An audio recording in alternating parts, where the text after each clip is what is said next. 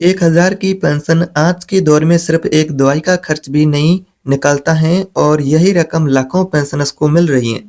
लेकिन अब सरकार और ईपीएफओ सोच रहे हैं, क्या इस पेंशन को 7500 तक बढ़ाया जा सकता है? अगर हाँ, तो यह सबसे बड़ा बदलाव साबित होगा।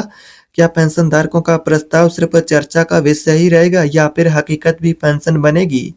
चलिए जानते हैं पूरी सच्चाई।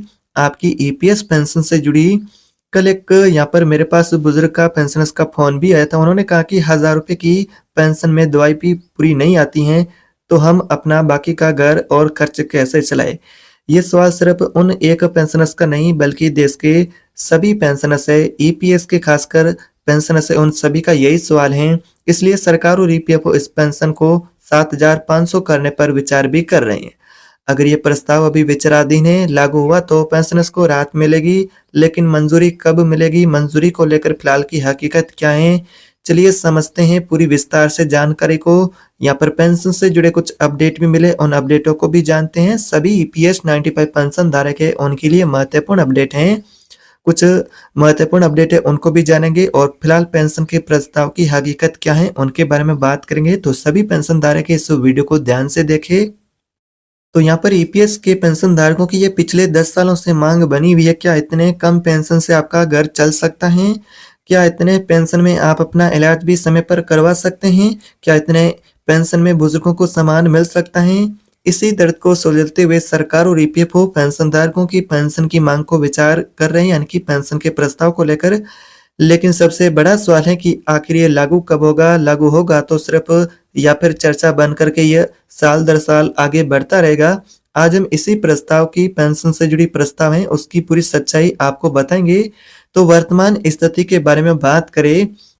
अभी वर्तमान स्थिति के बारे में बात करें तो अभी ईपीएस पेंशन की स्थिति क्या है?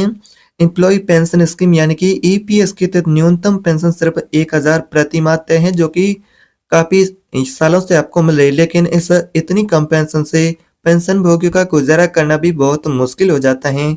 लाखों रिटायर्ड कर्मचारी हैं जिनका पूरा जीवन कामकाज में यहाँ पर ये 1000 रुपए की गुजारा करना, पेंशन से उनका कामकाज घर का खर्च चलाना बहुत ही मुश्किल हो जाता है। यही वजह है कि ये मुद्दा लगातार सरकार और संसद में उठ रहा है।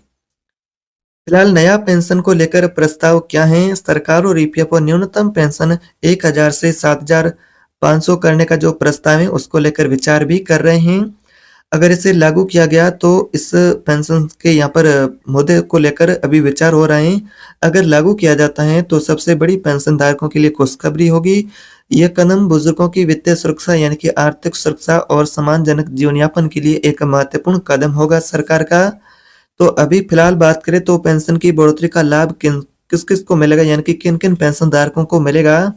तो ईपीएस के तहत वर्तमान में बात करें तो 60 से 78 लाख लाभार्थी पेंशन भोगी इस पेंशन के तहत आते हैं। ईपीएफओ के अंदर यहाँ पर ईपीएस पेंशन के तहत उन सभी को इसका फायदा मिलेगा, खासकर वे लोग जो कि 1000 2000 पेंशन से गुजारा करते हैं, अपनी जिंदगी चला रहे हैं। तो नई पेंशन राशि उनके जीवन स्तर को बेहतर बनाएगी, उनकी जरूरतें वो सही समय पर वो सभी ज़रूरतें भी पूरी हो पाएगी, क्योंकि 1000 रुपए की पेंशन बहुत कम है। यानी कि 1000 रुपए की पेंशन बहुत ही कम है।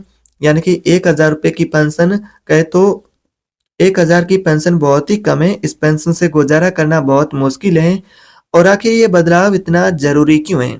यानी कि महंगाई है जो साल दर साल बढ़ रही है, जैसा कि दवा है, इलाज है, बिजली, राशन सब कुछ महंगा हो गया है, लेकिन अब पेंशन की राशि बहुत ही कम है। 1000 या फिर 2000 पेंशन से गुजारा करना वर्तमान में बहुत यहाँ पर कहे तो कम है। यही पेंशन 1995 में कहे तो कुछ मायने रखती थी। पेंशन जब से लागू हुई थी तब 1000 2000 100 रुपए 200 रुपए पेंशन होती थी, लेकिन आज के समय में देखा जाए तो ये पेंशन बहुत ही कम है, यानी कि ये पेंशन बहुत कम है। बुजुर्गों को पेंशन बढ़ाने से उनका सम्मान यानी कि मिलेगा, आर्थिक सुरक्षा दोनों मजबूत होगी। संसद की स्थायी समिति, कई यूनियन और पेंशन संगठन ने भी ये मांग रखी है, मजबूत मांग है उनकी। बात करें कि पेंशन की बढ़ोतरी को लेकर जो सरकार बजट को लेकर फिलहाल विचार कर रही है, पेंशन का बजट है, जो वित्तीय पहलू हैं जो सबसे महत्वपूर्ण है। पेंशन बढ़ाने के लिए अतिरिक्त धन की भी जरूरत होती है इनकी बजट की। इस पर अभी सरकार और ईपीएफओ मिलकर के विचार कर रहे हैं कि पेंशन के बजट को लेकर कहा जा रहा है कि ये जो पेंशन धारकों का बजट है उसको लेकर जल्दी आपको अच्छा अपडेट भी देखने को मिल सकता है।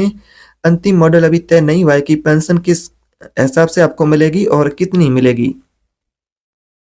फिलहाल बात करें पेंशन के प्रस्ताव की स्थिति क्या है, यानी कि पेंशन प्रस्ताव को लेकर जो पेंशन भोगियों की सबसे प्रमुख मांग है, क्योंकि पेंशन भोगियों का जो प्रस्ताव सौंपे हुए पेंशन भोगियों को काफी समय हो चुका है और ये प्रस्ताव अभी भी विचाराधीन है। उसको लेकर अभी भी तैयारियां की जा रही हैं। पेंशन को लेकर श्रम मंत्रालय और केंद्रीय न्यासी बोर्ड सीबीटी को इस पर अंतिम फैसला लेना होगा।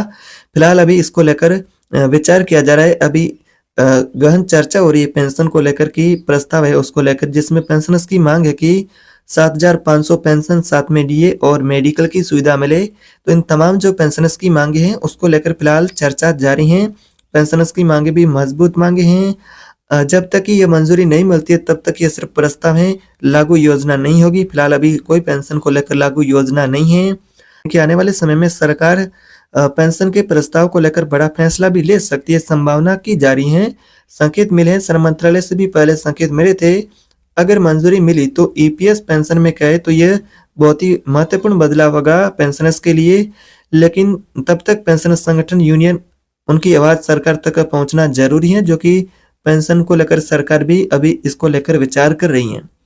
यानी कि पेंशनर्स के साथ में उनकी ये मांग है, पेंशन की पेंशनर्स जो मांग करे यूनियन संगठन है कि साथ में डीए भी उन्हें मिले, मेडिकल की सुविधा भी उन्हें मिले और साथ में यहाँ पर पेंशन की राशि वो भी बेहतर करे, जिसमें 7,500 की पेंशन है जो कि सबसे प्रमुख पेंशनर्स की मांग है। इसको लेकर यहाँ पर मांग बनी हुई है। तो दोस्तों ईपीएस पेंशन को 7,500 करने का यह प्रस्ताव अभी चर्चा में है, जिसको लेकर चर्चा जारी है। अगर ये प्रस्ताव लागू हुआ तो देश भर के सभी जो बुजुर्ग पेंशन भोगी उन सभी को राहत मिलेगी, उनका जीवन स्तर बेहतर होगा। लेकिन ध्यान रहे कि अभी तक ये घोषणा अभी नहीं हुई है, अभी तक कोई घोषणा नहीं हुई है। अभी पेंशन का प्रस्ताव विचाराधीन है, ये सिर्फ अभी चर्चा का विषय बना हुआ है, जिसको लेकर पेंशनधारक उम्मीद कर रहे हैं। तो आप सभी की उम्मीद है, उसको लेकर सरकार भी विचार कर रही है।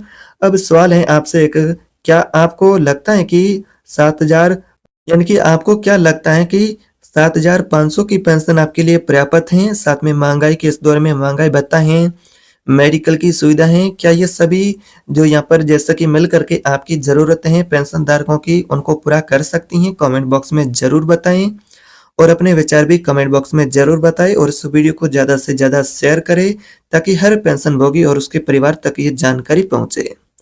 तो दोस्तों आपको मिलते हैं एक और नई जानकारी और नई वीडियो के साथ, तब तक के लिए धन्यवाद।